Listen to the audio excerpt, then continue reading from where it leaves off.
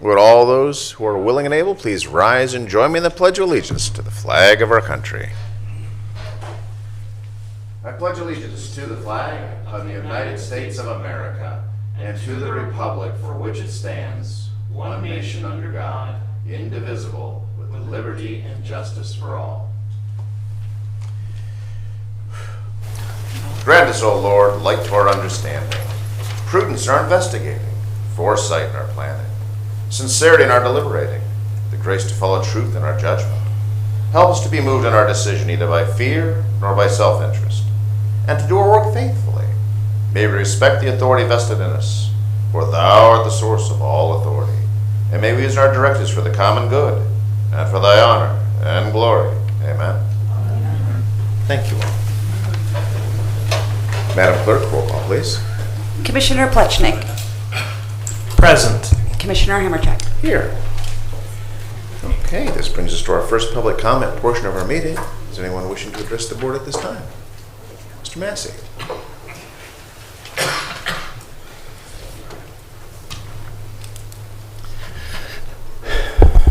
Brian Massey, 8196 Rainbow Drive.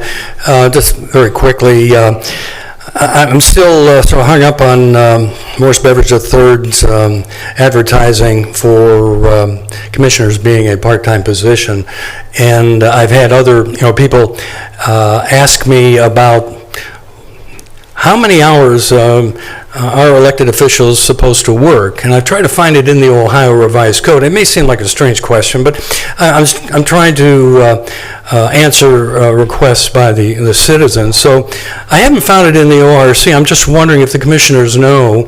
Is it true that the elected officials are only required to work at least in their office one day every 3 months? Or is that an ugly rumor? I will defer to legal for that, sir. Yes, I don't have the code off the top of my head, and I'm kind of going on recollection here, but I believe it is various officers who are elected officials throughout the county are required to be in the office. Well, let me say this. If there's an absence of 90 days, the office is deemed vacant. So, that being said, there's an exception for two other of the elected officials, and it is the treasurer and it's the auditor, and I believe they have a 30-day. They cannot be absent from their office for a 30-day period, otherwise their offices would be deemed vacant. Is that something that you can confirm to me in writing so that I can publish it for the citizens of Lake County? Sure. Yes, sir. Thank you very much. Appreciate it. Thank you, sir. Anyone else wishing to address the board? Anyone else? Oh, Mr. Music.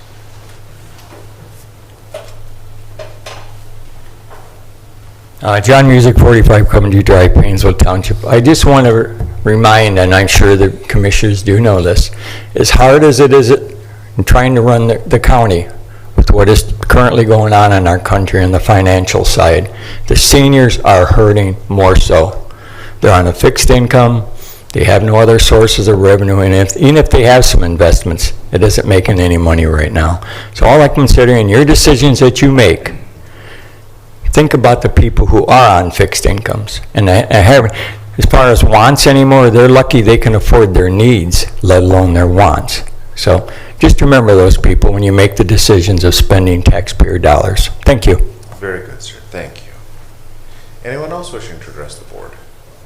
Anyone else? Seeing none, moving on. First item, Madam Clerk. And special resolutions, resolution proclaiming May 2022 as National Nurses Month.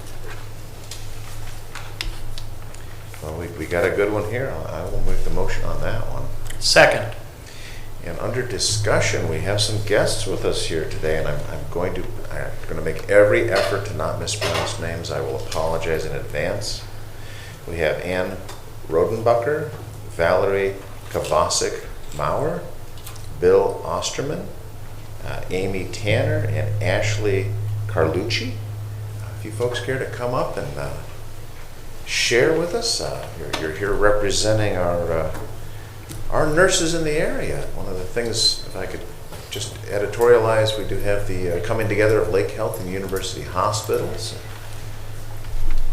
You're part of that Yes. growing family here? Absolutely. Thank you. Joined by my colleagues here, and Amy informed me as we were walking in that she's just the picture taker. So Just the picture taker. from our media team. So She's on the other side of the camera. that's right. We are thrilled to be here and invited from you all, and very much appreciate this dedication for our nurses making a difference.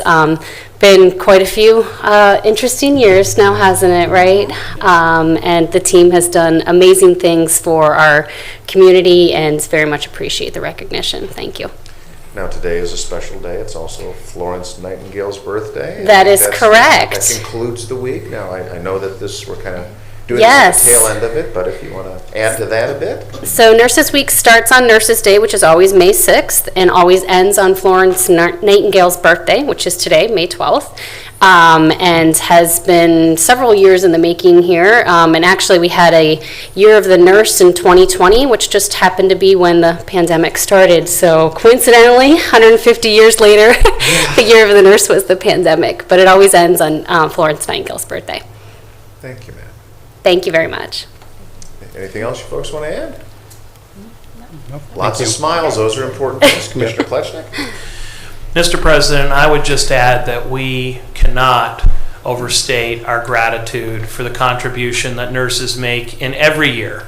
But we certainly, in the Year of the Nurse in 2020, gained a new appreciation for the sacrifices and hard work that you contribute all the time when the need was even greater. So it's not just appropriate, it's necessary for us to recognize you today and to say thank you. Thank you. We're thrilled to be a part of your community. Thank you. Thank you. And if you want to hang on, we'll take the vote and then we'll make it official and take the pictures. How's that? If there's nothing further, Madam Clerk, roll call, please. Commissioner Plechnik. Yes. Commissioner Hammercheck. Yes. Very good.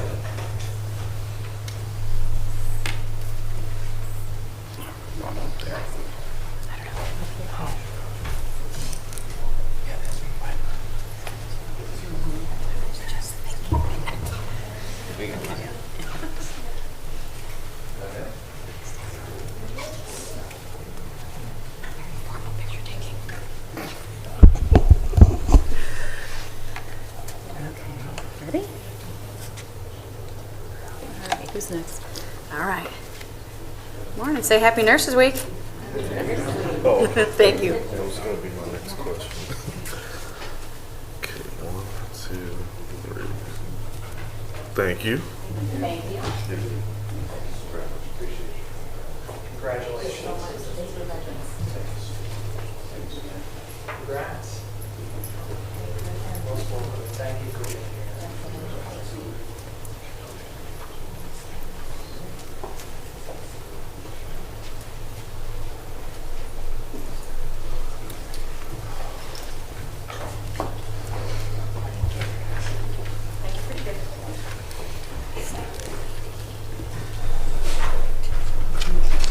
Next agenda item, please, ma'am. Resolution proclaiming the month of May 2022 Skin Cancer Awareness Month. Move to approve. And second. And discussion. We do have some guests with us here today. Dr. Garcia. I apologize if I'm mispronouncing that. You have some folks I think you'd like to introduce, and please come on up. Good morning, Mr. President, Commissioner Plechnik, everybody here today. Thank you for being here. My name is Jorge Garcia. I'm the founder of Apex Dermatology here, we have an office here in Lake County. We're here very excited for the opportunity to celebrate May as Skin Cancer Awareness Month. I'm a Mohs surgeon, and I do every day I go to work and I go treat patients with skin cancer, and we always have celebrated May as Skin Cancer Awareness Month. A few statistics for you guys: over 3 million skin cancers a year just in the U.S. Skin cancer, melanoma particularly, is the most common diagnosis of cancer in young women in age 29 to 30. I mean, those are pretty big statistics, and we see those in our group a lot. We have a lot of young people with skin cancer. So what we're trying to do today, and thank you for the opportunity, is really promote May as a Skin Cancer Awareness Month. From the dermatology and the surgery side, my recommendation is get a skin check once a year. use prevention to be, skin smart. How do you prevent it? Well, use sunscreen, SPF 30 or above, or wear a hat as much as you can, cover up, get a checkup, be proactive. If you have a lesion or something that's bleeding or something that's changing, just be proactive, getting it checked with a dermatologist. At Apex Dermatology, we're really committed to the community. Our purpose is transforming lives through healthy skin, and I think this is a terrific day for us because with your help, we're bringing this to our community. I'm very fortunate to have two of my patients, the Glass family, Gwen and David, sharing their story. They both have had skin cancer, and I told them that they could have spend a few times to kind of share their story to the group. So if you want to come up, and thank you for the opportunity. Indeed.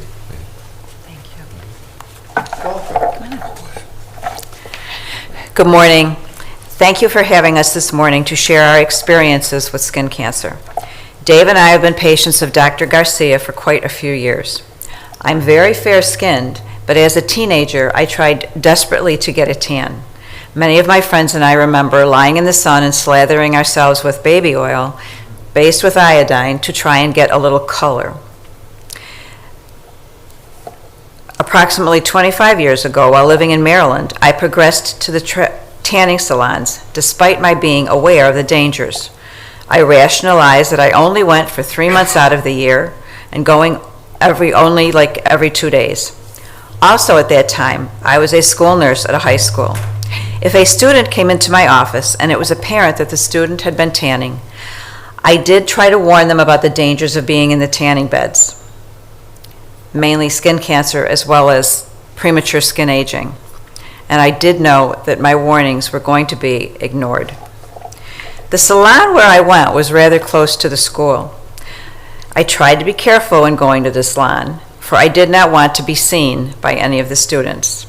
And however, a couple of times I did get caught.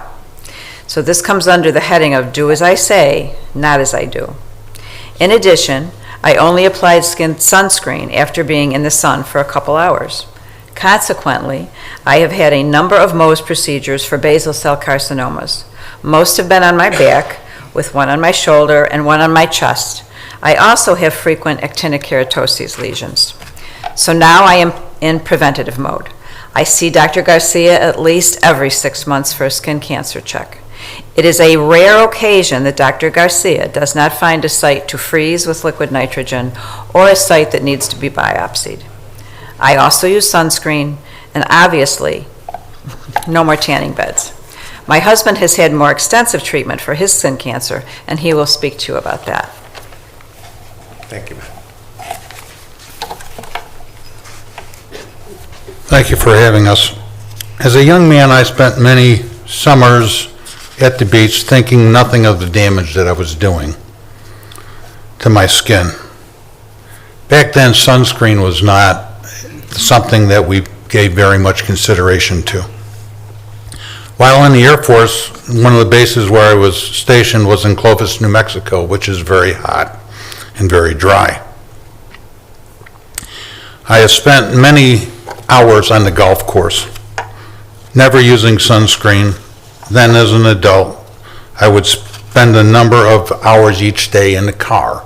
And in the car, on the left side, you're always going to have the sun beating on you. So I do have extensive work on my left eye, my nose, and on my arm. I've always worn a hat when I golf, and I do golf a lot each day, every day. But I always wore this typical baseball style hat. Well, now that I've had a lot of Mohs surgery, I have changed what I do.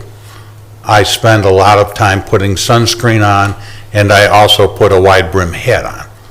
And I continually see Dr. Garcia, and also he does find a lot on me every time we go. Thank you very much for your time. Appreciate it. Something that I too suffer from this, being fair-skinned. Here in Northeast Ohio, we growl about the lack of sun and all the gray skies, but we do get some baking sun every now and again. To your point, SPF 30 or above, and apply and reapply. And just about the time you think you've got enough, reapply more. So, Thank you, though, for coming. John, did you want to add anything? Mr. President, I would just say thank you to Dr. Garcia as well as the Glass family for coming here. I know it's not easy to share details about your personal health and your life, even admitting that maybe you made a mistake, because you care enough to warn someone who has a chance to not make the same mistake. So I think that the school nurse is still helping people during Nurses Week, and we thank you. And you actually make a good point. The effort to share your story, give your testimony, if you will, but be non-judgmental and encourage people to do the right thing. That makes such a difference. Sometimes our youth tend to be just a tad on the rebellious side, being a father with daughters. But yay, I'm blessed that they have chosen not to go the tanning route. But I credit that with my wife's wisdom, not mine. But if there's nothing further to add, Madam Clerk, if you would, roll call, please.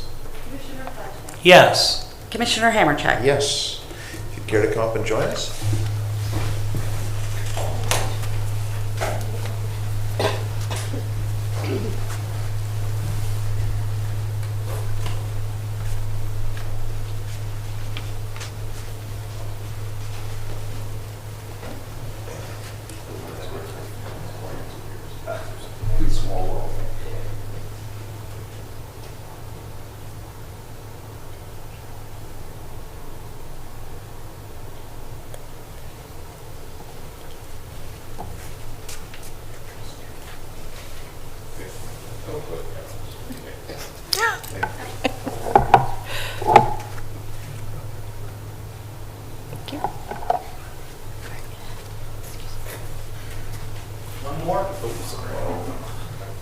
It's not official until.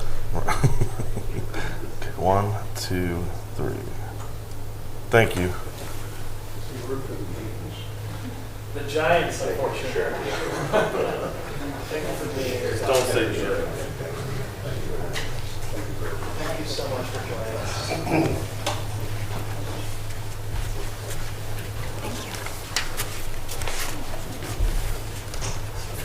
Are these your assistants or your daughters? They're Dr. Garcia. Dr. Garcia. Okay. Thank you very much. Okay.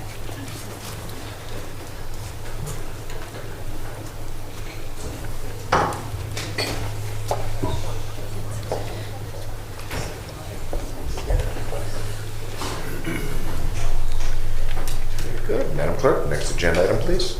In the engineer's office, resolution awarding a bid contract to American Roadway Logistics Incorporated for pavement markings County Roads 2022 as required by the Lake County engineer in the amount of $149,724.85. Move to approve.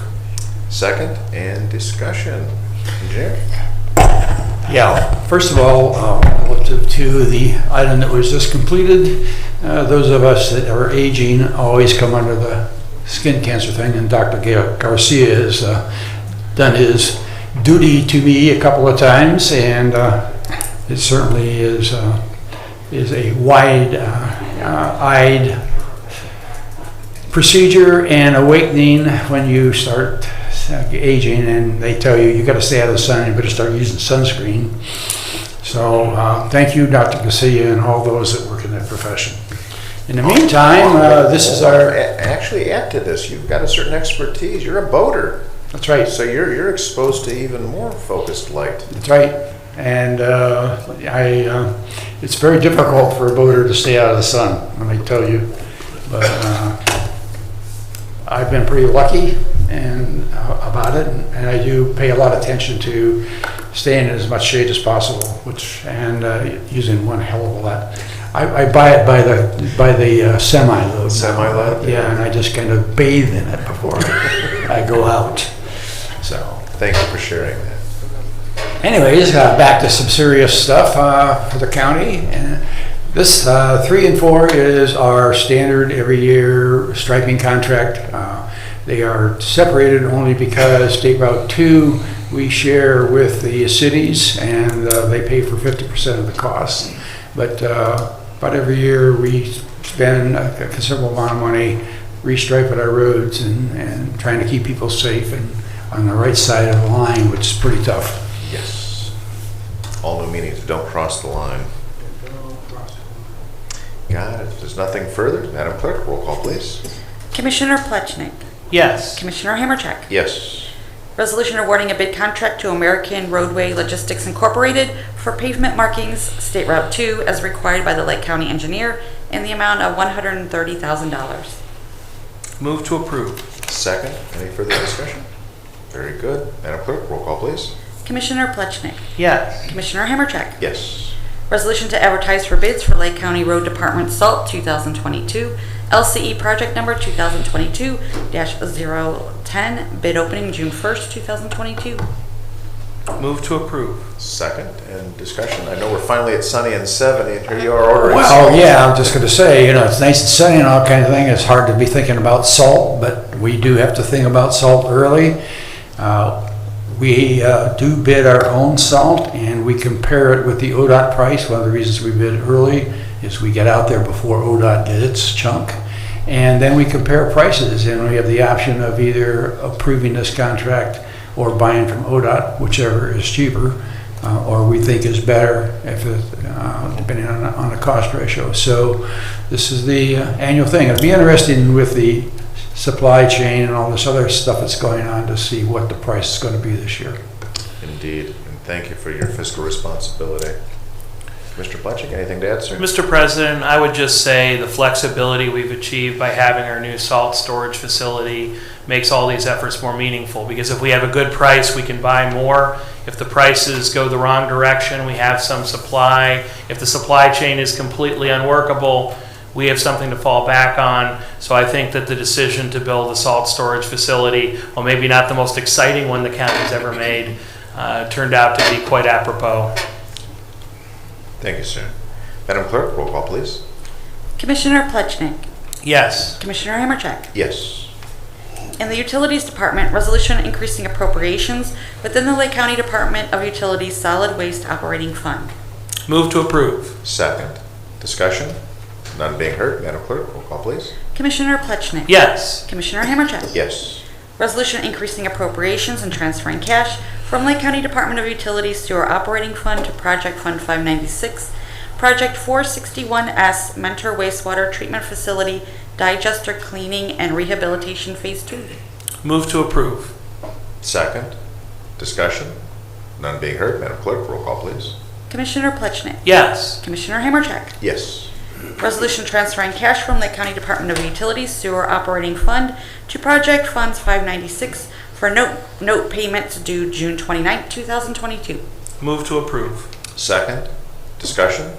None being heard. Madam Clerk, roll call, please. Commissioner Plechnik. Yes. Commissioner Hammercheck. Yes.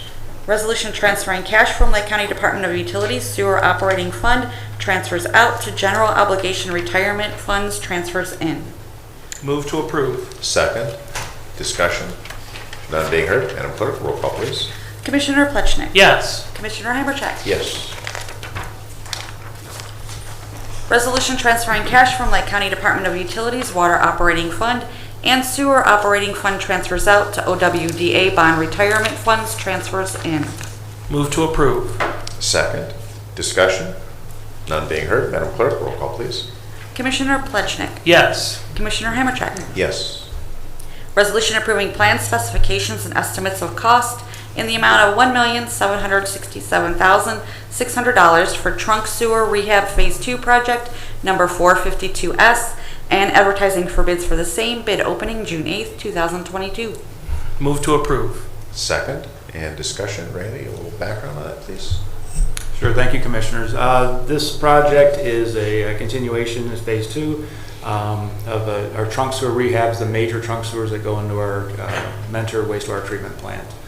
Several years ago, we did a study to evaluate these sewers, and that study developed 3 projects that we'll be doing. This is the second of 3, and to make sure that the wastewater is able to arrive at our wastewater treatment plant. That's the purpose of this project. As he says with a sort of straight face. Thank you, sir. If there's nothing further, Madam Clerk, roll call, please. Commissioner Plechnik. Yes. Commissioner Hammercheck. Yes. And Job and Family Services Department, resolution approving Lake County Department of Job and Family Services vouchers, date of warrant May 20th, 2022, in the amount of $569,200 $251.83. Move to approve. Second, discussion, none being heard. Madam Clerk, roll call, please. Commissioner Plechnik. Yes. Commissioner Hammercheck. Yes. In the Commissioner's Office, resolution authorizing execution of an Edward Byrne Memorial Justice Assistance Grant, subgrant award agreement for Lake County Sheriff's Office body worn cameras, number 2019 JGA02 V6430E, in the amount of $40,000 with the Office of Criminal Justice Services effective July 1st, 2021 through June 30th, 2022. Move to approve. Second, discussion. Sheriff, did you want to add anything to this? That's, again, we appreciate all the efforts that are going into finding as many additional sources of funding that protect the general fund as possible. It's always good to see things like this coming across the agenda. No comment. Thank you, sir. And he's saving electricity. What I do mention is we worked with the Commissioner's Office in terms of applying with the grant, working with the Prosecutor's Office, and I wanted to note we were denied initially, and we were denied because of technicalities in the grant, and we fought hard to go back to the state and get this grant awarded to us. And it was part of the efforts of the Commissioner's Office, Sheriff's Office, working with our prosecutor to get the right information in, that we were able to come back and get the grant. And it is key, and it will, as I said, I think body-worn cameras are critical today to protect the liability of the officers involved. Because today, with what's on videos out there, what's on television, juries look to see the crime actually happen. It's like that's expected. And this is a great protection for the officers to demonstrate they are doing their jobs correctly. And so I appreciate the assistance of the Commissioner's Office in getting this grant. If I could just add to that, the efforts that you and your team have put together in securing this, the product that you're getting, the generation of the product, all these things that may sound incredibly technical, it's because they are. That's the level of professionalism and the skills applied, getting the next generation at the previous generation's pricing, and to your point about how and why we were denied. It was another example of things being shut down with no replacement for that other than a technology replacement that we're working on, but things were shut down as the way information could be imported to the state. And that was important to say, hey, we are in compliance because, and then you filled in the blanks. And what's important, we saved about $50,000 on the cameras themselves. So although the backbone, we had to pay for the backbone, we did get the body cameras themselves at no cost because we are working with Panasonic on the 4th generation to work out some technicalities in that. So we have 3rd generation now, but when 4th generation is up, we will also get those cameras for free as well. Excellent, excellent. Thank you, sir. Commissioner Plechnik? Mr. President, I just want to say that this is yet another example of how Lake County agencies and departments go above and beyond to bring external funding into the county so that our taxpayers aren't burdened by these very necessary expenses. But nevertheless, finding grants and other sources of money, this is one of so many examples. So I want to thank the Sheriff's Office for their diligence. When the grant was denied, they said no is not an acceptable answer. You're giving it to us anyway. And they prevailed. But this is not a one-shot or a one-time thing. Time and time and time again, we've seen the Sheriff's Office and our other county departments go above and beyond to bring back grants and sources of monies to Lake County so that it isn't ultimately the burden of the local taxpayer. And that makes a big difference in this day and age where inflation and taxes are burdening folks on a fixed income and frankly everyone. Agreed. All right, if there's nothing further, Madam Clerk, roll call please. Commissioner Plechnik. Yes. Commissioner Hammercheck. Yes, thank you. Resolution authorizing all actions necessary to accept Northeast Ohio Public Energy Council NOPEC Energized Community Grant. Move to approve. Second, discussion. None being heard. Madam Clerk, roll call, please. Commissioner Plechnik. Yes. Commissioner Hammercheck. Yes. Resolution authorizing advertising for bids for Lake County Sheriff's Office Training Facility, bid opening June 8th, 2022. Move to approve. Second, and discussion.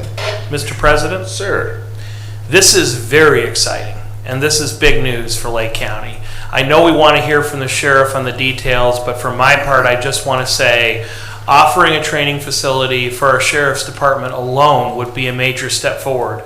But having a state-of-the-art facility that is available to all of our law enforcement, all of our police departments throughout the county will help us to have greater safety at a lower cost. Right now, for most of this training, we have to send folks outside the county. We have to pay for that training. It's important that they have it, but bringing it right here will allow us to control the process, do it better, and save money at the same time. So, Sheriff, would you care to add?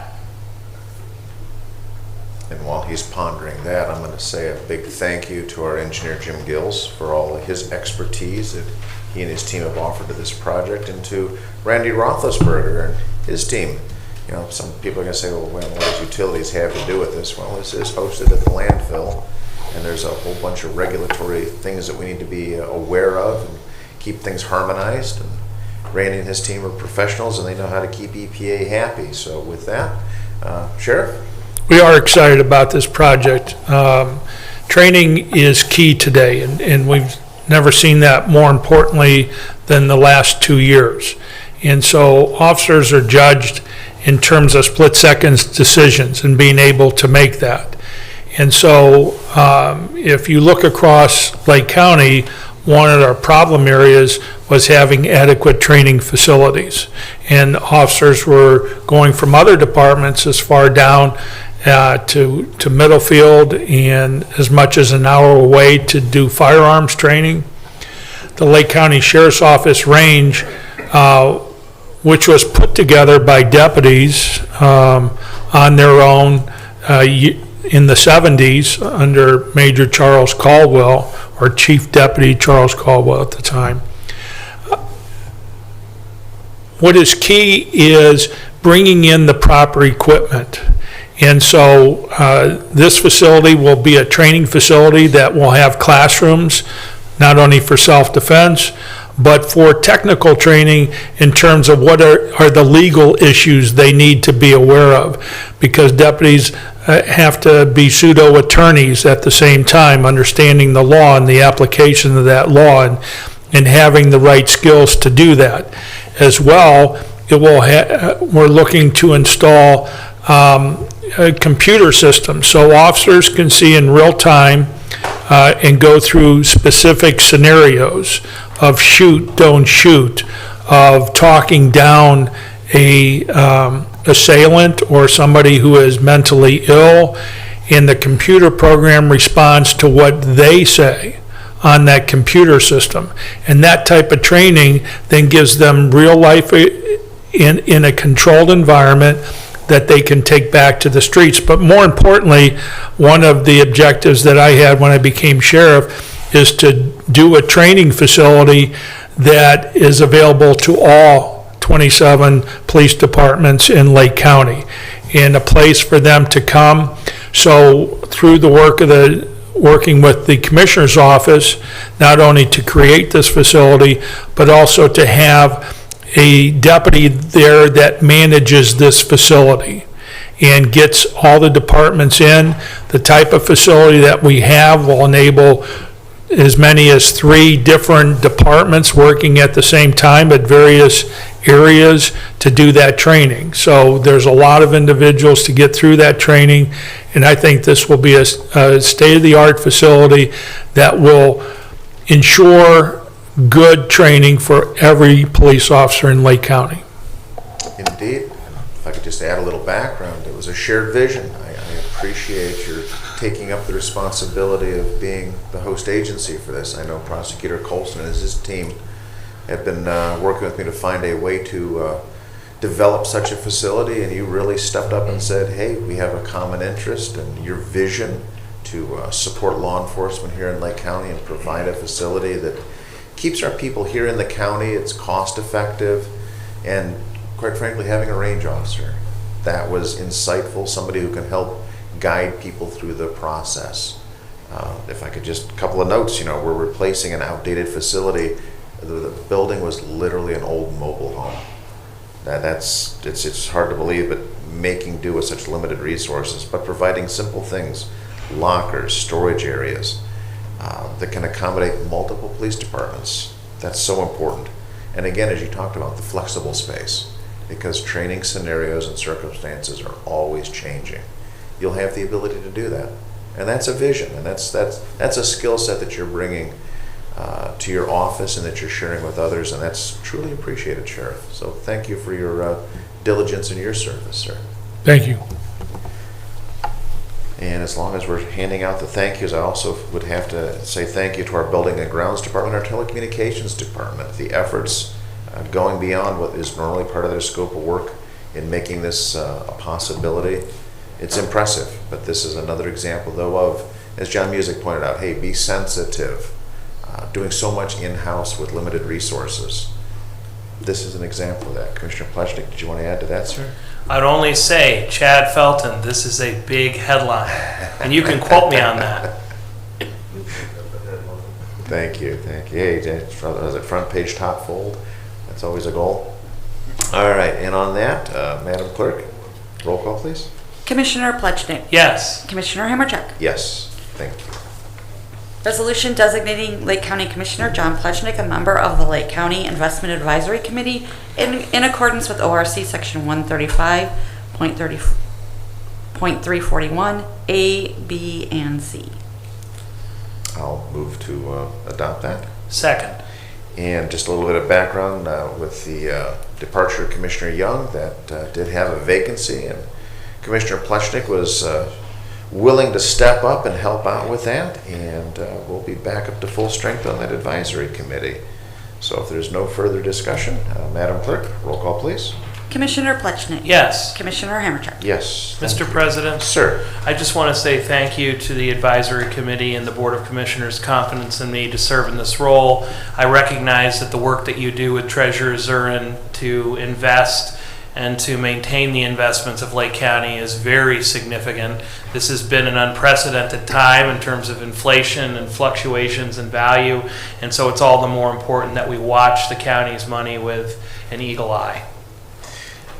You actually make a good point, and we see a lot of charts and graphs, but it is comforting that the projections, and I'm probably going to jinx this here, the projections have been tracking based on reality.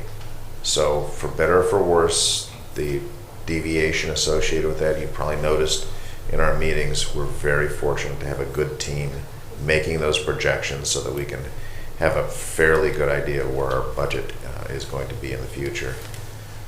So with that, again, thank you for stepping up and serving.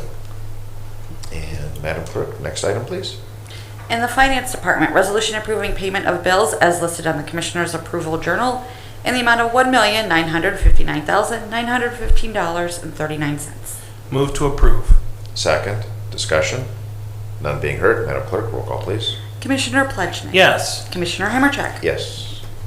Resolution approving purchase orders as listed on the Commissioner's Purchase Order Approval Journal in the amount of $769,818.41. Move to approve. Second, discussion. None being heard. Madam Clerk, roll call, please. Commissioner Plechnik. Yes. Commissioner Hammercheck. Yes. Resolution increasing appropriations for various non-general fund accounts. Move to approve. Second, discussion. None being heard. Madam Clerk, roll call, please.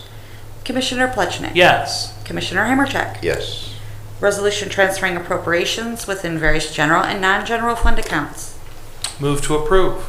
Second, discussion. None being heard. Madam Clerk, roll call, please.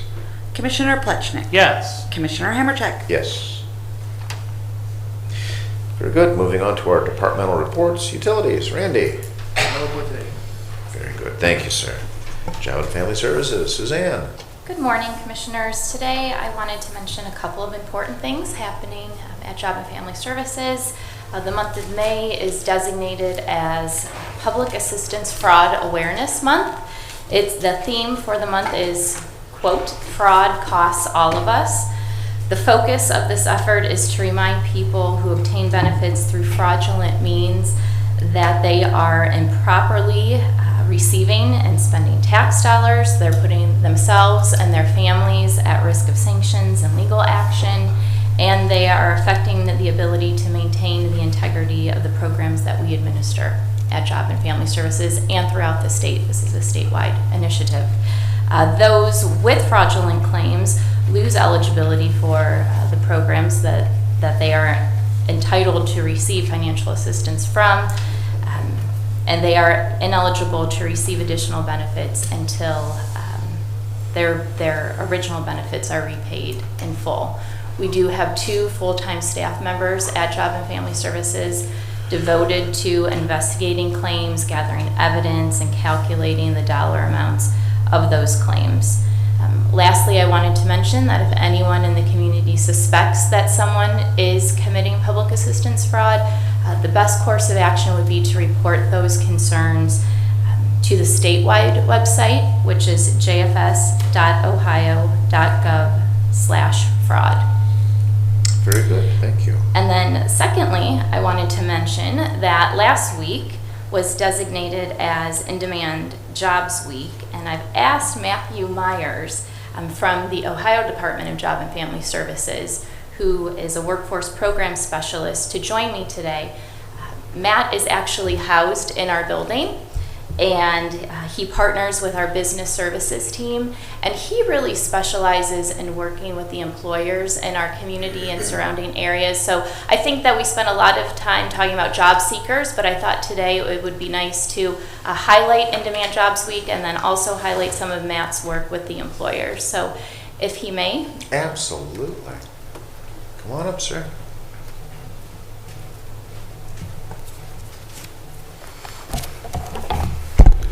Suzanne, thank you for the introduction. President Hamercheck, Commissioner Plechnik, esteemed employees of Lake County, and fellow Lake County residents. Again, my name is Matt Myers, and I'm with the Office of Workforce Development at the Ohio Department of Job and Family Services. And as Suzanne mentioned, I'm the state of Ohio's partner that works locally and directly with the business services team at Ohio Means Jobs Lake County. First, I'd like to thank you for the opportunity to talk about Ohio Means Jobs Lake County and our recent initiatives and accomplishments.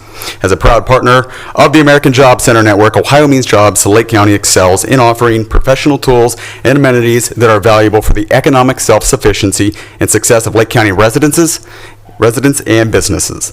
Through a collaboration of public, private, and nonprofit agencies and partner organizations, we've been instrumental in providing free workforce services and resources to the local job seekers, youth, and our employers.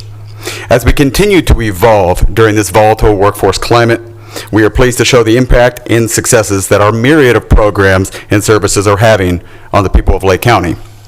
Last week, as Suzanne mentioned, Ohio celebrated the 5th annual In-Demand Jobs Week.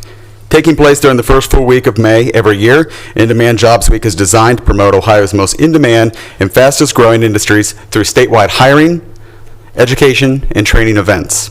This year, the theme of In-Demand Jobs Week was Ohio's top jobs that pay more than $50,000 per year that don't require a degree or years of training, just a simple credential.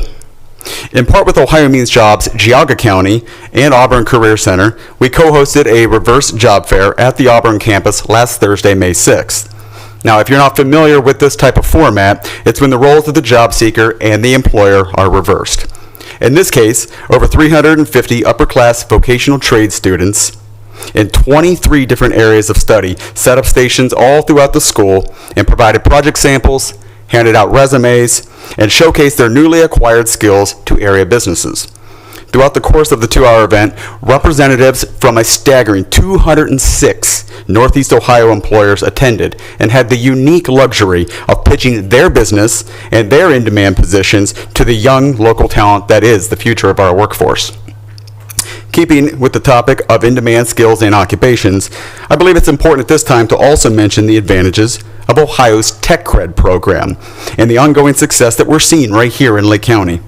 Ohio's Tech Cred program is an innovative way to connect businesses with the talent they need and give employees the ability to earn industry-recognized, technology-focused credentials, better preparing them for a position in today's advanced, technology-infused economy.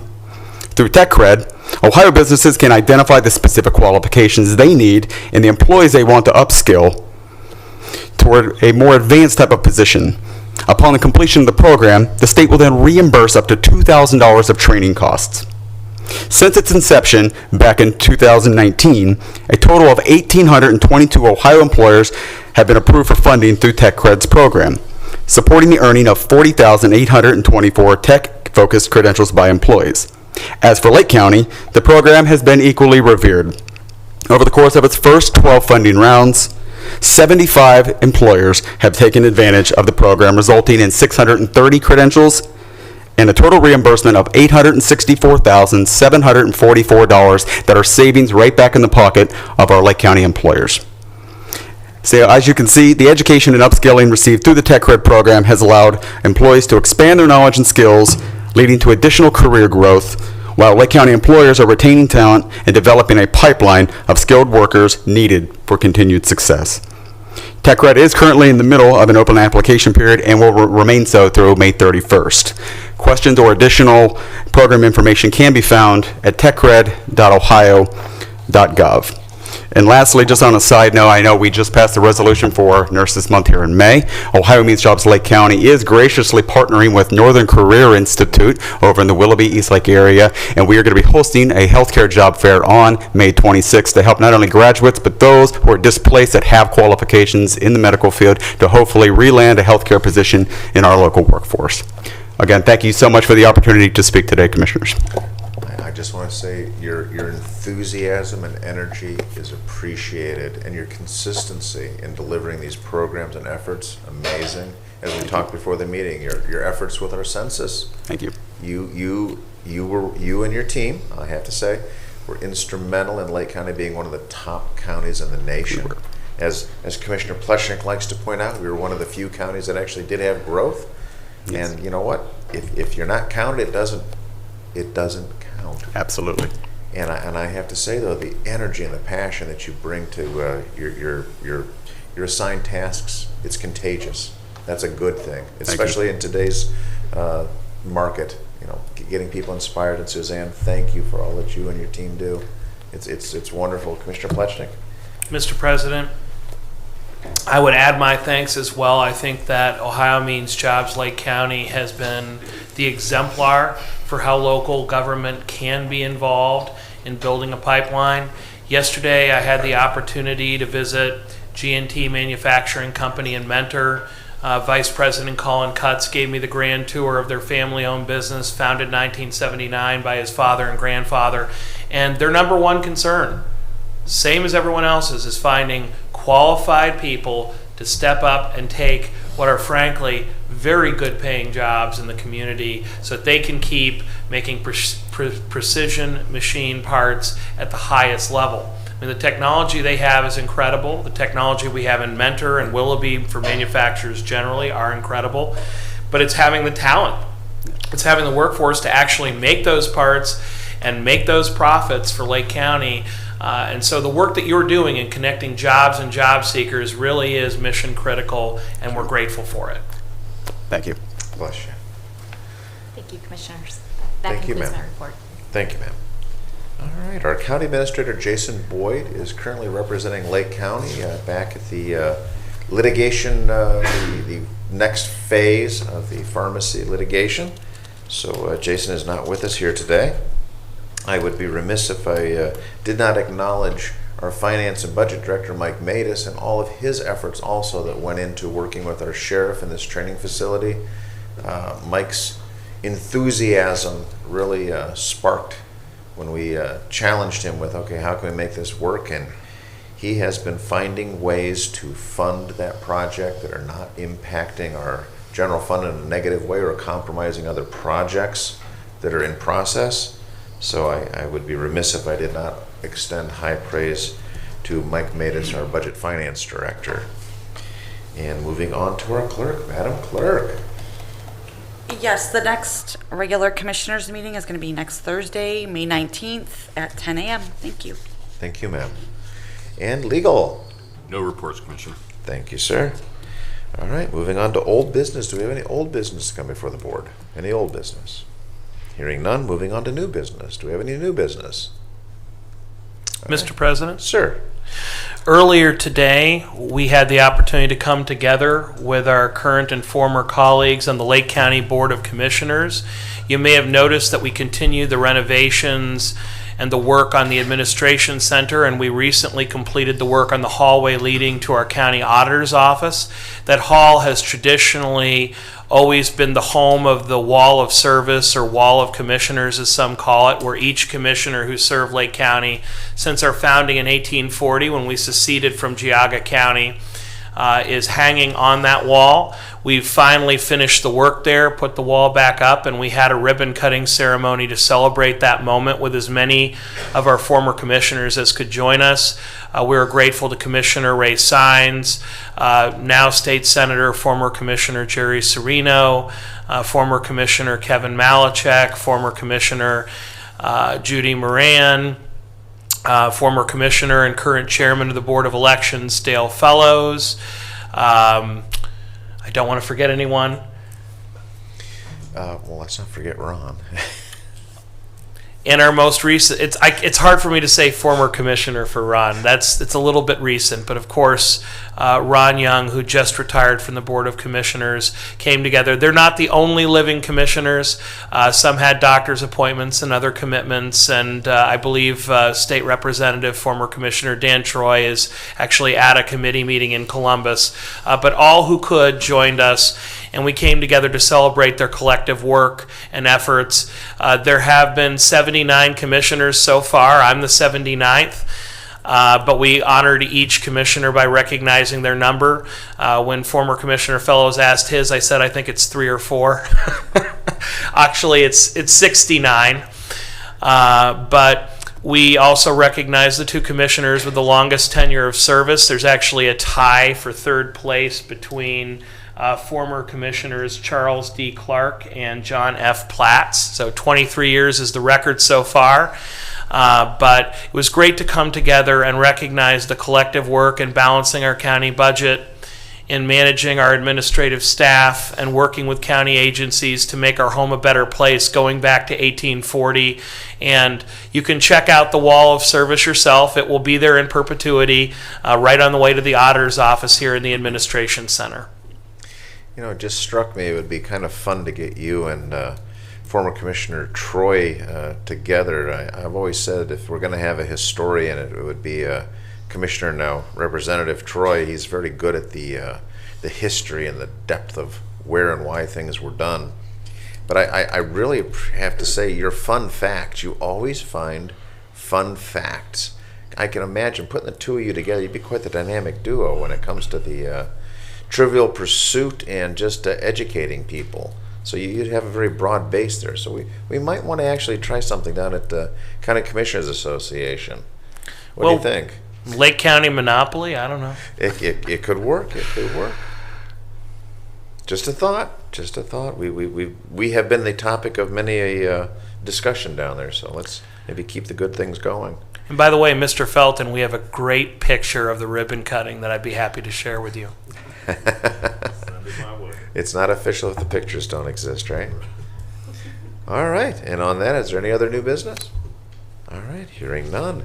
Moving on to, I believe, our second public comment portion. Do we have anyone wishing to support? Mr. Music, John. Thank you, folks.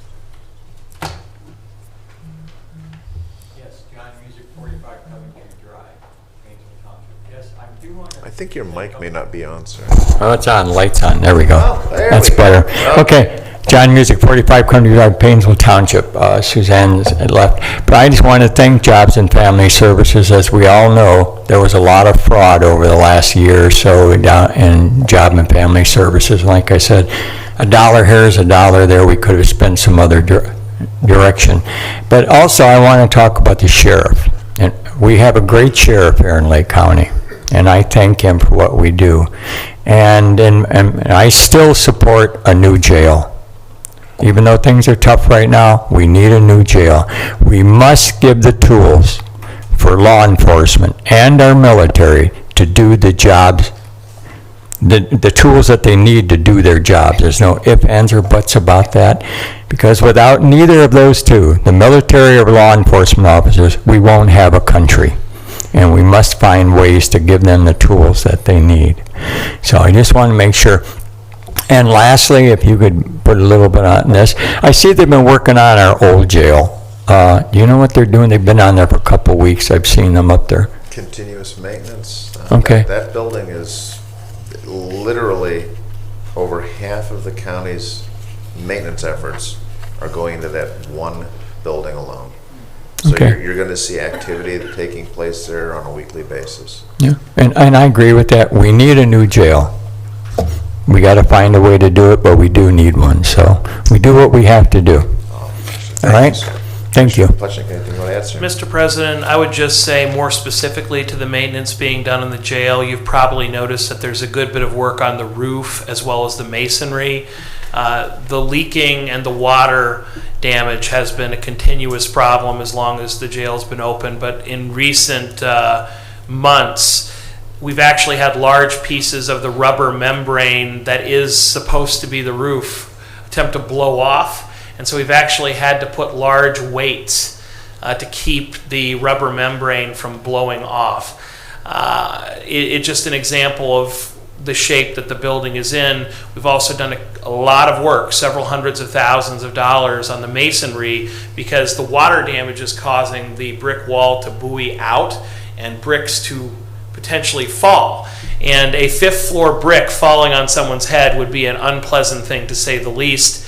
I know in Home Alone 2, people were able to survive bricks being thrown at them, but I'm not sure that movie is true to life. So we have done the work necessary to prevent that from happening, but it is very costly maintenance and just another example of why we do need to build a new safety center. And I want to say safety or justice center rather than jail, because it's not limited to a jail. It's a very important function, but it really is the police department in many respects for the county as well, because that's where our sheriff's operations are based out of.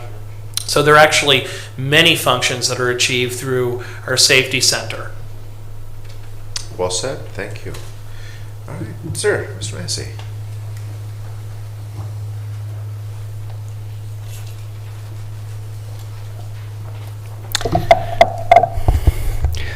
Brian Massey, 8196 Rainbow Drive.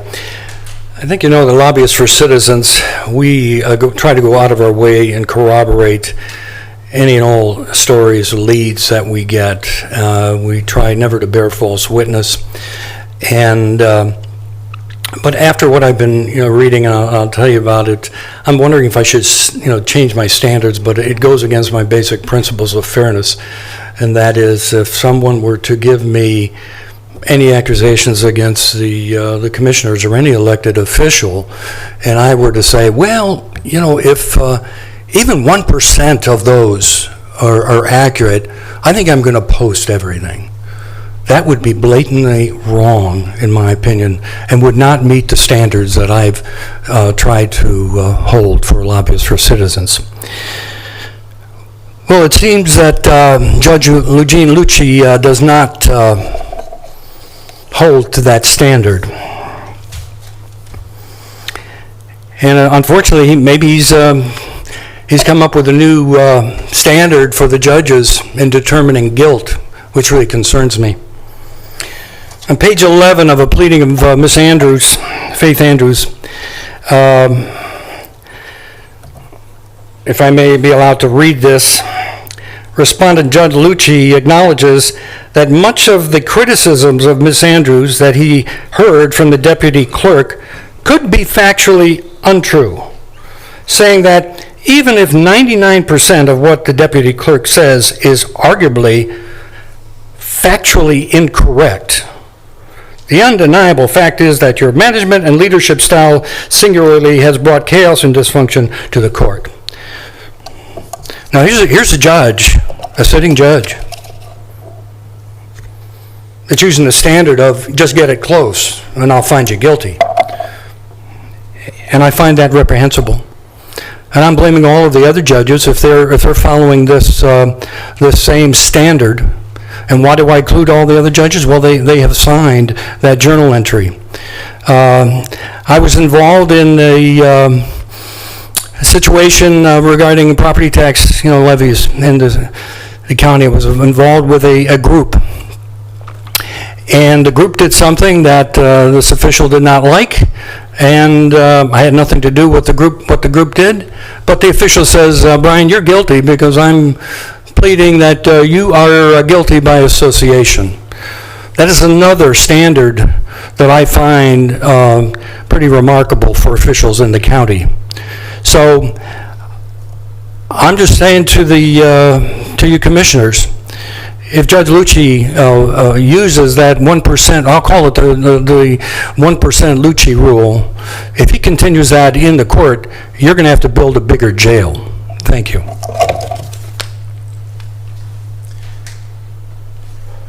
I'm looking to legal on this. I'm uncomfortable with what I heard, but I'm reticent to comment. Mr. Massey has a First Amendment right. This is an original action pending in the Ohio Supreme Court. Ms. Andrews, is Clerk of Courts, did file what we call an extraordinary writ, naming the Common Pleas Judges Bench. Each side has counsel. This board has no involvement in that litigation.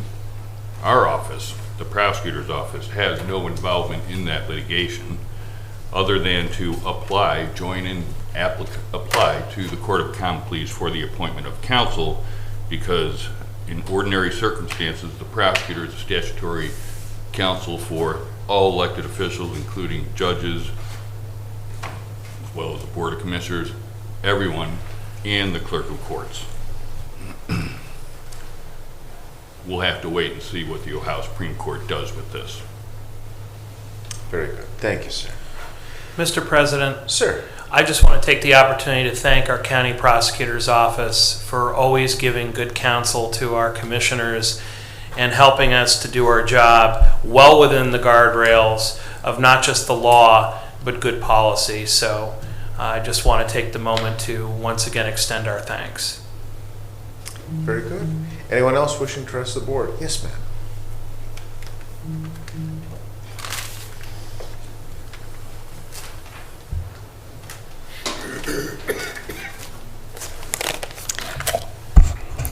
Michelle Pokelsick, 6015 Cedarwood Road, Mentor-on-the-Lake. This is my first time attending a meeting here, so kind of cool. Welcome. President Hamercheck, Commissioner Plessick. I watched the movie 2,000 Mules. I don't know if you've watched it, but shocking information. I believe there was a concerted effort to throw the election.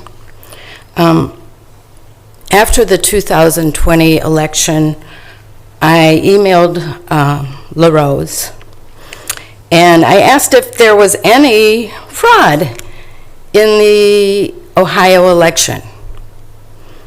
His reply was, there was none. I find that unbelievable. I am concerned about the elections. I'm concerned whether there's fraud. I don't want to believe that that's happening here in Lake County, but I don't know that for sure. When I went the other day to vote in the primary, I had to use 3 machines. And the reason why, first you have to sign your name on an iPad type thing, and then you have to go and you vote, and out comes a little card. That was another machine. And then I had to put it in a 3rd machine. Can we trust these machines? I hope so, but I don't know that for sure. So what I'm asking the board here is, I want the board to think about trashing machines altogether. I'd love to go back to the paper ballot. I know it's more difficult to count. I understand that. I had worked at the polls. I understand how the polls work. But I think that I want to be more confident in all the elections, that my vote counts, that everyone's vote counts that is a citizen. We have problems with the election rolls, that people are voting for other people. We have them turning in ballots, harvesting. I don't know whether that happened here in Lake County, but how am I to know that? Has there been an audit? As far as I know, there has not been an audit of a 2020 election.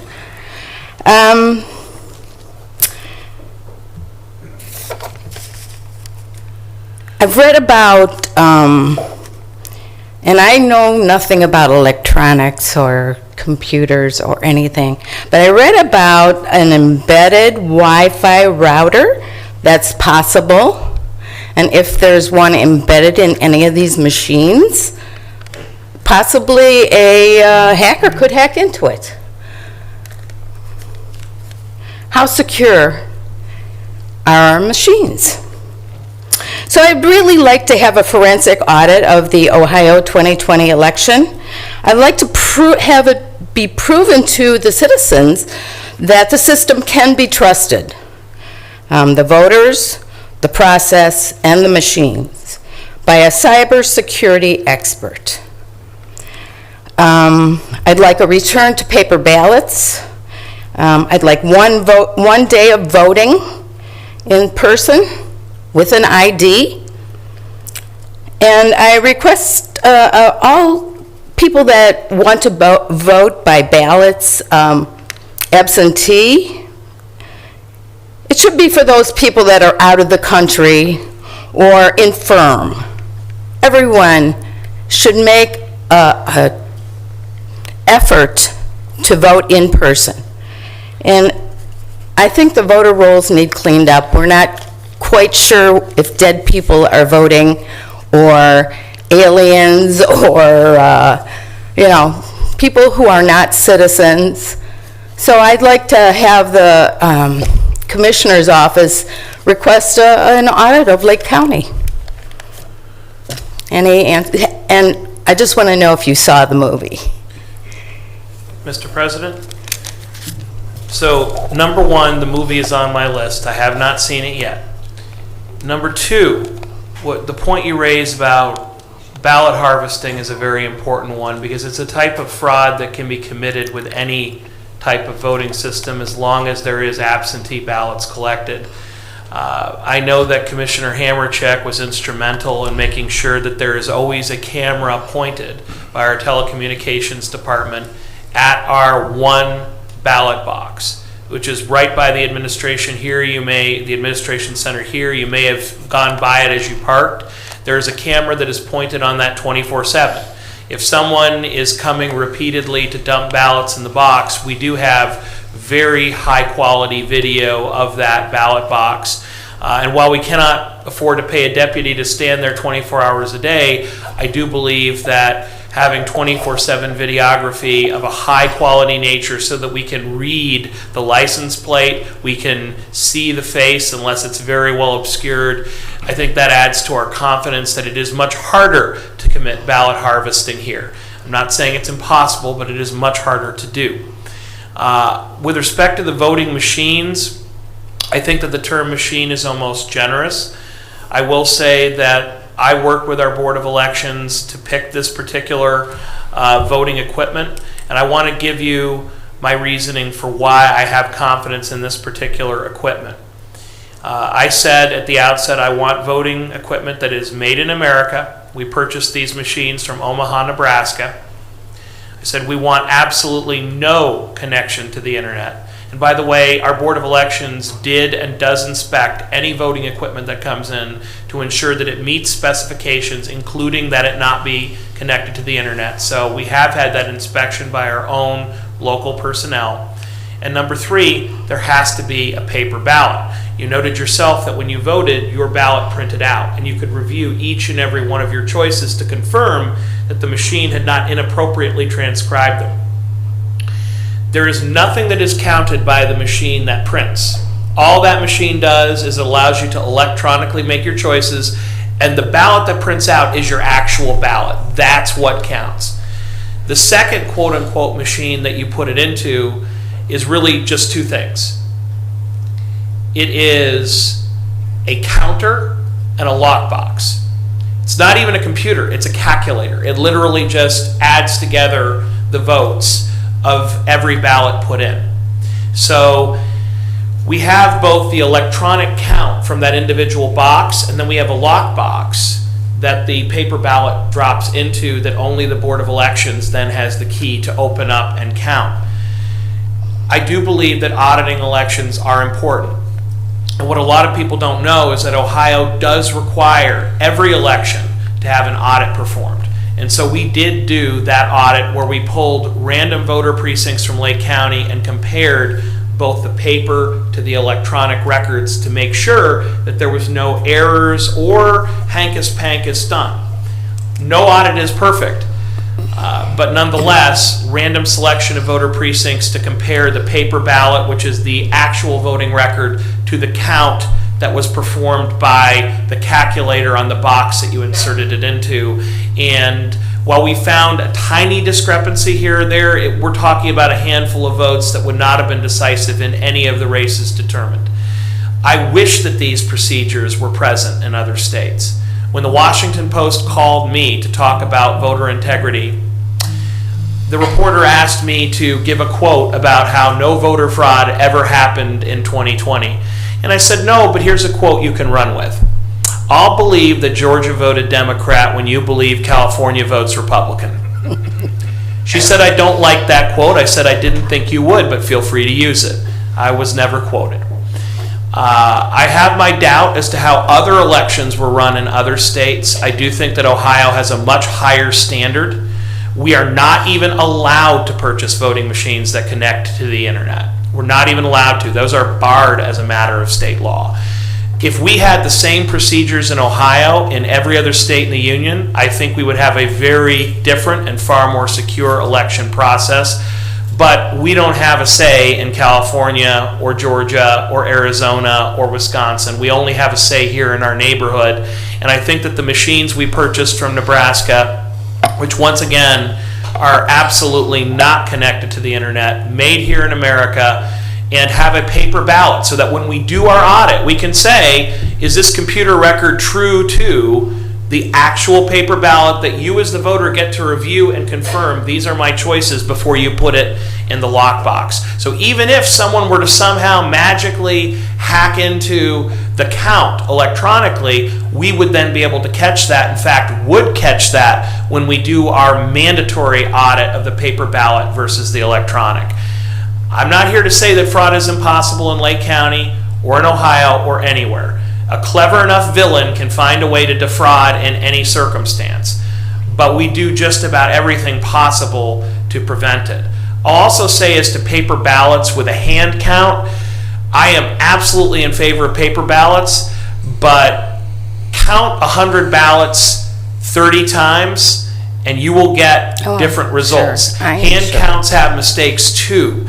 And even in states that only use, and counties that only use paper ballots, they do actually use an electronic counter, because empirically electronic counts are usually closer to the correct tally than if you have 10 people counting a pile of votes. Human error is a real thing, but when we do our audit, we have people sifting through the ballots, and we have the electronic counts. So I think that our system in Lake County, Ohio is about as secure as you can get, but I agree with you that we need to constantly be critiquing and self-examining, and what is good today and what is secure today may not be secure tomorrow when clever people think of new ways to cheat. So Yes.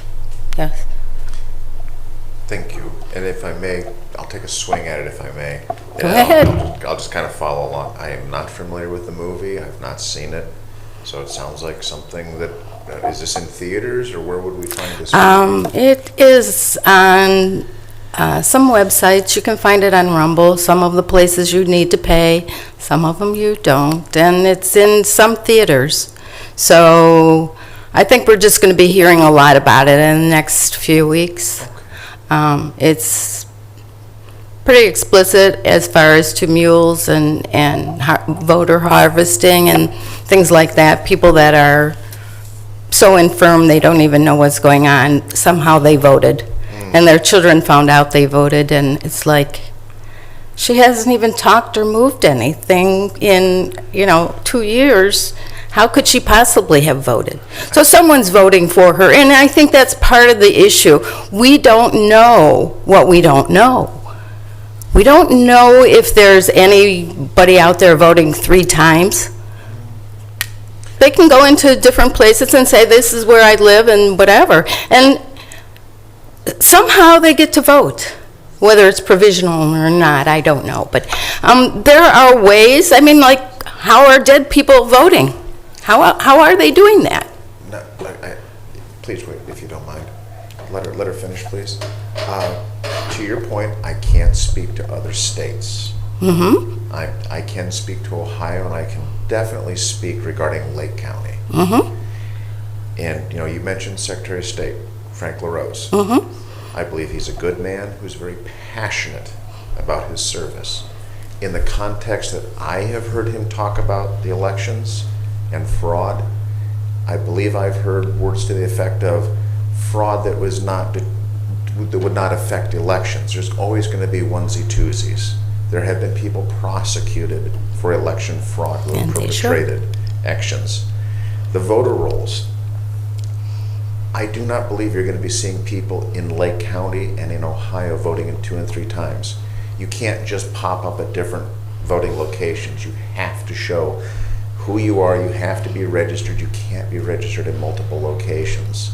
I know that to be a fact. I know that if people are registered in multiple states, our Secretary of State's office makes an exhaustive effort to verify which state are you voting in. I know that to be a fact. You had mentioned 3 different devices, and I apologize if I get the terminology not exactly right. Okay. Our Board of Elections has taken exhaustive efforts to work with our board to make sure that we're educated. We do have our chairman of the Board of Elections in the audience, so sir, if I say something that's grossly inappropriate, please dive in. You talked about the first device you saw. I believe that's called an electronic poll book.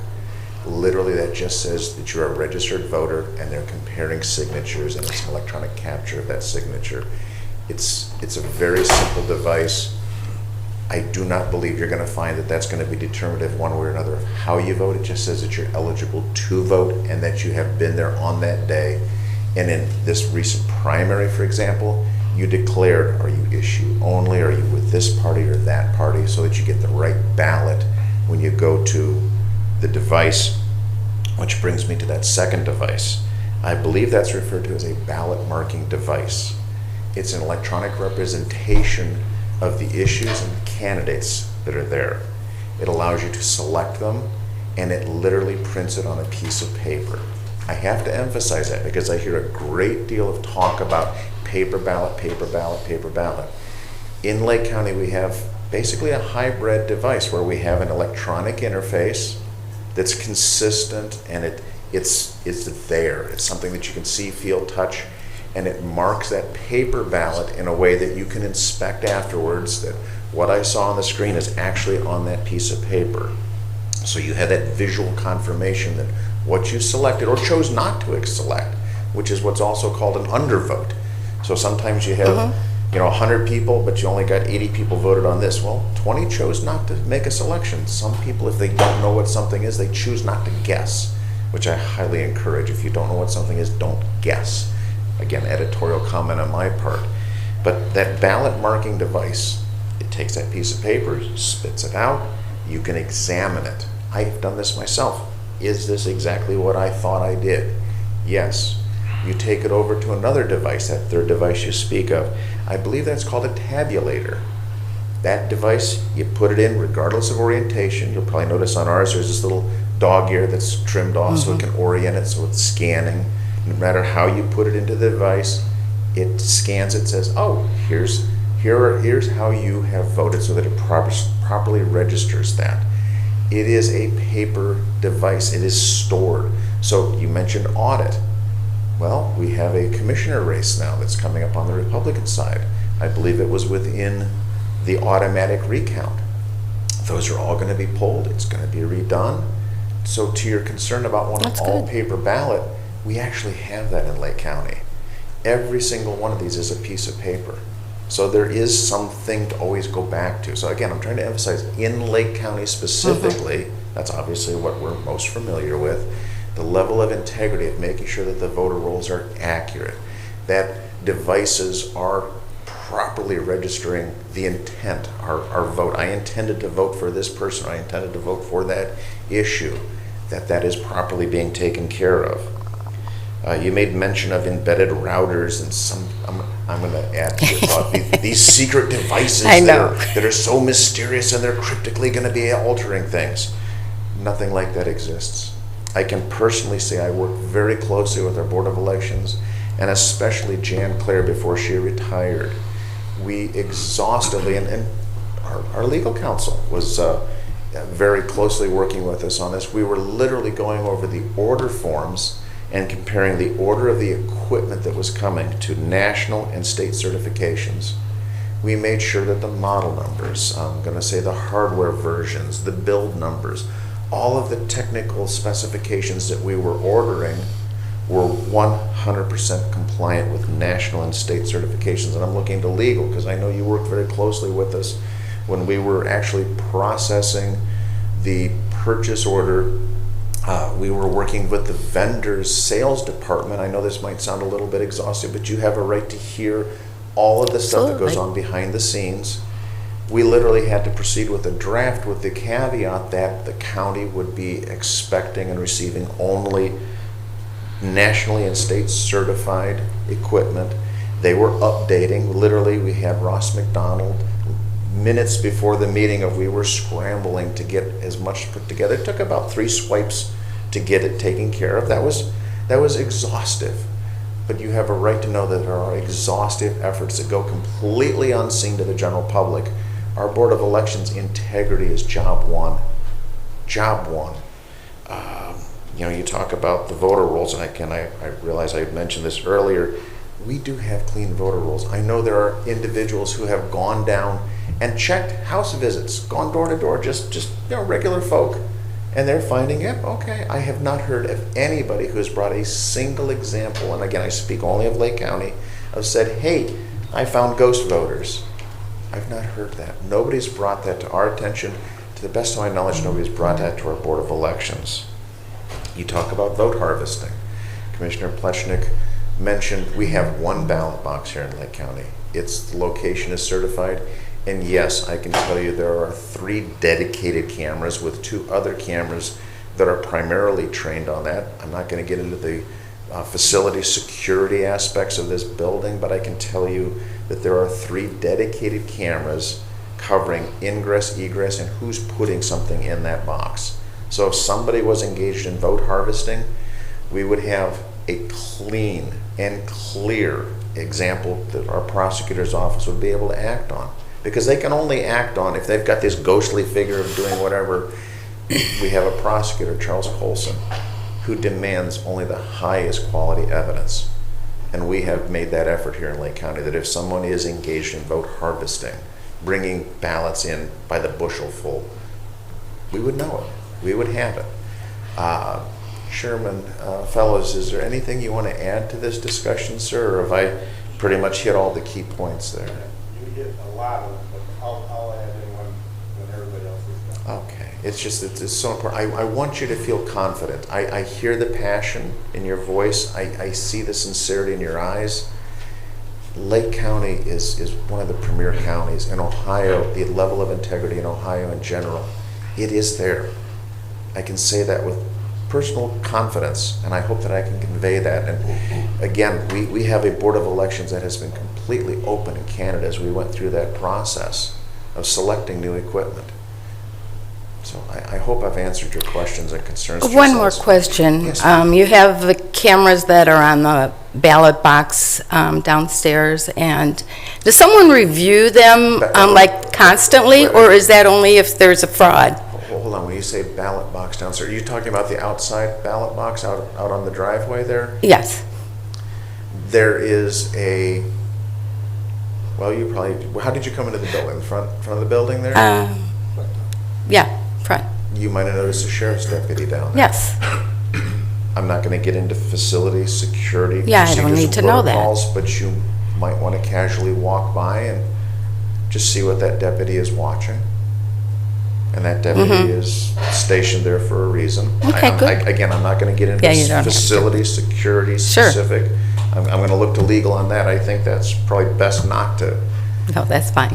But I That's fine. hope that also instills a level of confidence that our sheriff's department is. Well, I'm not saying it just for myself. The yes, ma'am. citizens of Lake County Yes, and ma'am. Ohio as well Yes, ma'am. just want to make sure that, it seemed to me that when we voted in 2020, everything went very well. Thank you. The election facility is fine and all that, but it was just, after watching this movie, and I really Sure. do suggest that if you have any interest, you should watch the movie.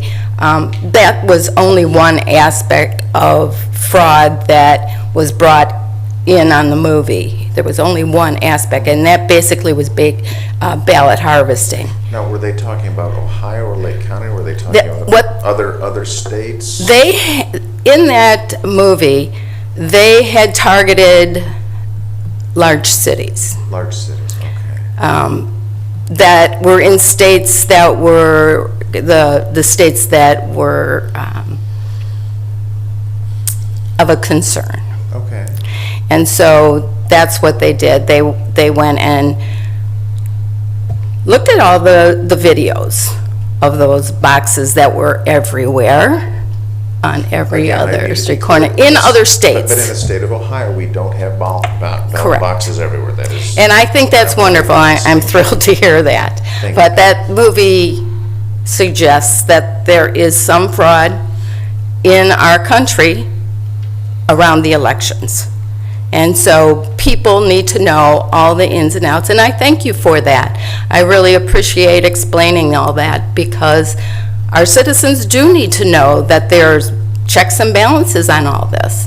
And I'm sure that some other states not so much. So I do thank you for that. And that is a distinction, and I appreciate your saying that, because, again, we can speak to Lake County with a high degree of certainty. I can speak to Ohio with a high degree of confidence. Other states, I really can't comment on that, and it would be inappropriate. Well, no. But your concerns, I feel that there's so many people who take what they see and hear in other states and try to shoehorn that into Ohio, and they try to shoehorn that into Lake County. That's not the case. Good.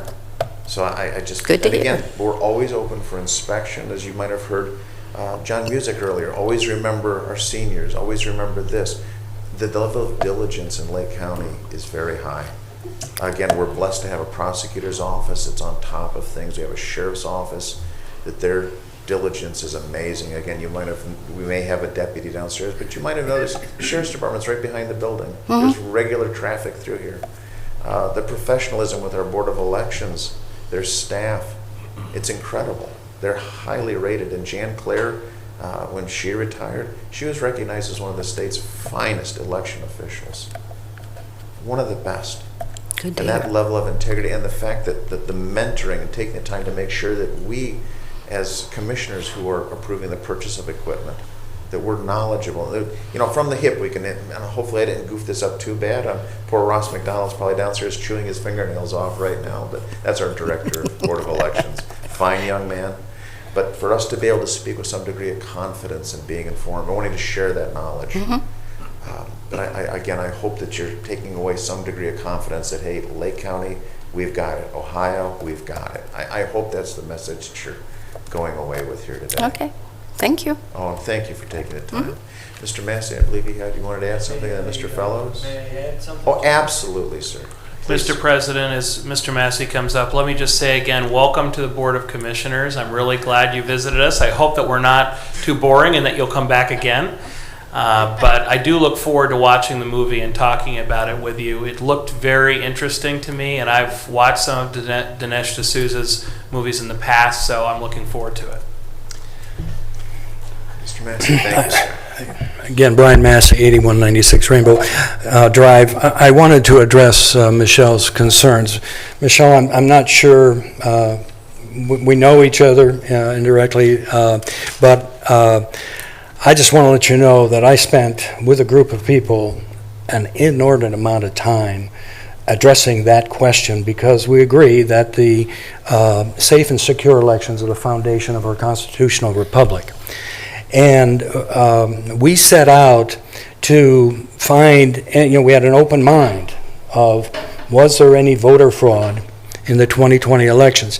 We were addressing just Lake County. We didn't address any other county or any other state, just Lake County. And as Commissioner Hamerchak was saying, I was part of a group that went door knocking, trying to find those phantom voters that that you've heard from the Mike Lindells and the Dr. Frank and in that group. Well, I've come to the conclusion that Dr. Frank was a charlatan, so that was my conclusion on that. I wrote an article for Lobbyists for Citizens about no voter fraud in Lake County. I came before the commissioners and I said there's no voter fraud in Lake County. We found none. And unfortunately, what I think is happening is when we see the movies like 2,000 Mules, and I have watched the movie, and we automatically think that that is maybe happening in our own community. And it is an unusual circumstance, but people seem to want to believe the comforting lies as opposed to the unpleasant truths. Even my friends, my patriotic friends are saying, Brian, how could you possibly go before the commissioners and say that there was no voter fraud? I said, because we found no voter fraud. It wasn't that difficult. I was also in front of the FBI on this whole thing. The last question the FBI asked me, was there any voter fraud or was there any improprieties in Lake County? I said, no, there was not, because we have people of integrity. Whether it's Mr. Fellows, Mr. Tagliamonte, the commissioners, Ross McDonald, Jan Clare, they're people of integrity. So I just say that I agree with the commissioners. We can debate back and forth on issues. That's part of the democratic process. But as far as men and women of the highest integrity, we have them here in Lake County. Thank you. Thank you, Mr. Massey. Chairman Fellows.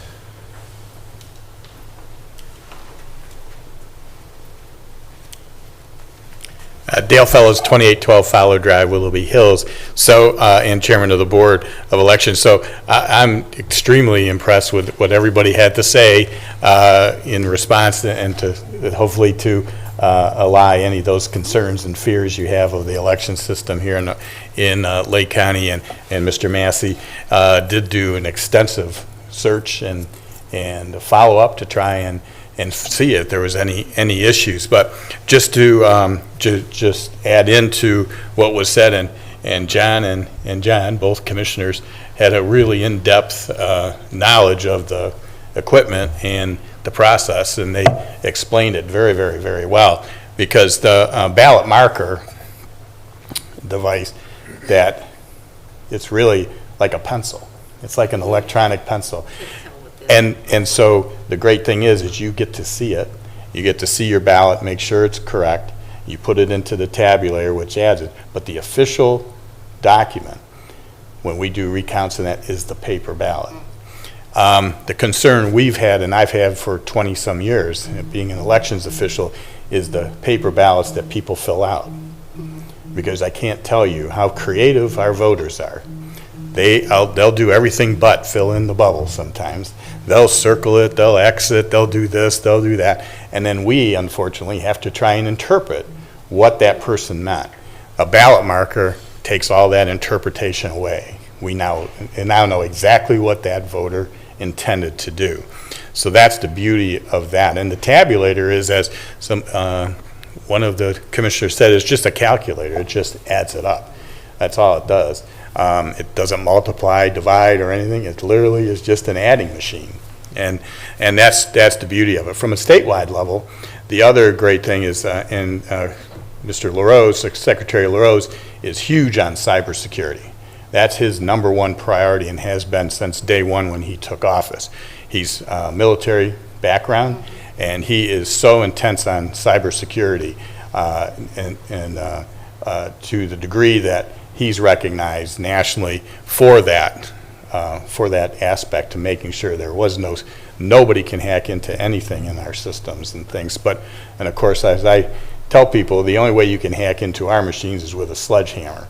There's no other way to do it. There's nothing electronic that you can get into it. There's no connections to the internet or anything like that.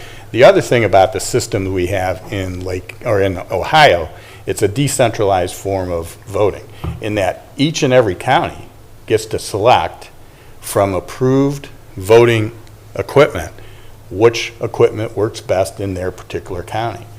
And that really helps from a security standpoint. So if somebody would try to do something nefarious on a statewide level, how would they do that? Because now they'd have to go into all the different systems, all the different counties that have different processes and different systems. Again, all approved nationally and state. They have to be certified by all the testing organizations and that. I actually had the pleasure of being chairman of the Board of Voting Machine Examiners at one point in time, a few years back, in Ohio, where we examined all those equipments and new equipments that were coming to market to make sure that they were able to comply before we would ever allow them into the arena of elections. So, and then as we talked about the lists are reviewed all the time for voters that are no longer living here. We do a national search with a national, what they call through the post office and that, to checking that. That's a part, again, of the state's determination in our laws and rules. And so those lists are done that way. Also, I think it's either 31 or 35 states, we're all on the same system called ERIC or Steve, and that's where you share information on voters so that to make sure people don't cross borders and try and vote in different states. And we've caught folks trying to vote in different states. We've had that situation happen. You may have heard of provisional voting. If a person is not on our voter rolls for any reason, if they moved or they're not on there, they have to do a provisional vote. The provisional vote is then, before it's opened or allowed to be counted, we have to do our due diligence to make sure that the voter is in fact a registered voter in Ohio, and that person is legitimately now at the location that they're saying they now reside at, and that they've not voted in any of the other 88 counties. We're on our state database to make sure on election day, that's one of the reasons we have those poll books, those electronic poll books, we can check instantaneously in real time if anyone of that person tried to vote in any other county or any other area, or even just within the county. So all that is those checks and double checks and again, on and on and on. So hopefully you feel confident there. I have not seen the movie, but I do know about the movie. But I do intend to see it and watch it. But thank you very much. I hope that helps. Indeed, thank you for adding to the conversation. Ma'am, thank you again for coming and expressing those concerns. We've heard that regularly, and it's great to have the opportunity to answer directly. Okay, anyone else wishing to address the board? Anyone else? All right, and with that, I will entertain a motion to adjourn this meeting. I will entertain a motion to address this meeting. You sure you want to go? I will make a motion to adjourn the meeting. Do I have a second? Second. Thank you, sir. Okay, Madam Clerk, roll call, please. Commissioner Plechnik. Yes. Commissioner Hammercheck. Yes, thank you for joining us today. This meeting stands adjourned.